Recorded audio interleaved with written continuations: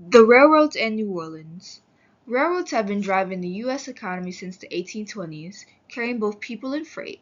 And while trains aren't the first thing most people think of when they hear New Orleans, they've been a big deal since they first hit the city. New Orleans was one of the first cities in the country to get a railroad, with the Pontchartrain line being chartered in 1830, and today it's served by all six Class I railroads, as well as the New Orleans Public Belt, which is our local Class III switcher railroads.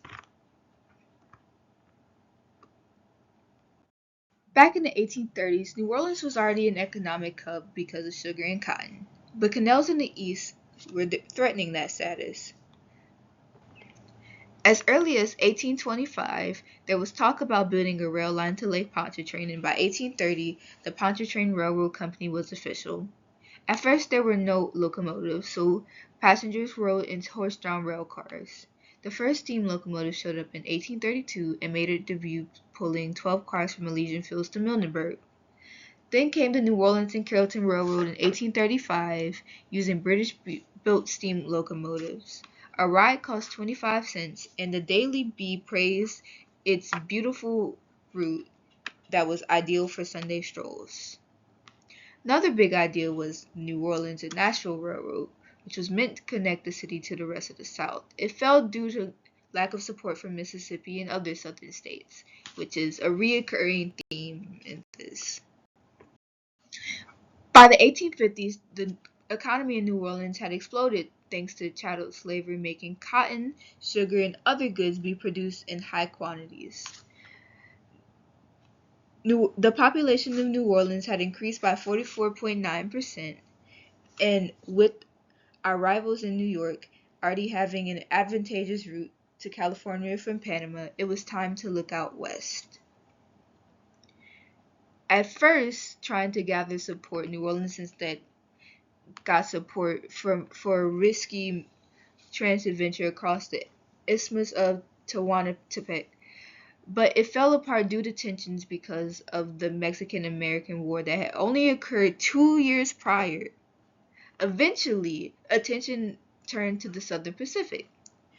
By 1883, it had locomotives that went down to New Orleans, and by 1900, it had acquired other lines, including the Texas and New Orleans Railroad, that combined it into over 3,000 miles of track. This created the Southern Pacific Sunset Route, which can still be ridden today by Amtrak. The Illinois Central reached New Orleans in 1858 through partnerships with local railroads. One of its more notable achievements is in 1891 they hired Adler and Sullivan to build Union Station on Rampart Street. This was later replaced in 1954 by the New Orleans Union Passenger Terminal, which is the station that we use now for Amtrak. Speaking of Amtrak, the City of New Orleans passenger train was launched in 1947. It was pulled by bright red, orange, and black with yellow accents painted EMD E7 diesel locomotives with matching colorful Pullman coaches trailing behind it. With a route of 934 miles at 60 miles per hour, it took 15 hours and 55 minutes to cross the country and made for a banger song. Let's talk about the New Orleans Public Belt. The New Orleans Public Belt Railroad was first chartered in 1890 to support the port and boost commercial traffic in the city. By 1904, a board of commissioners was put into place, and in 1908, the New Orleans Public Belt kicked off operations, running a single locomotive across just over 20 miles of track between Monticello Street and Mandeville Street.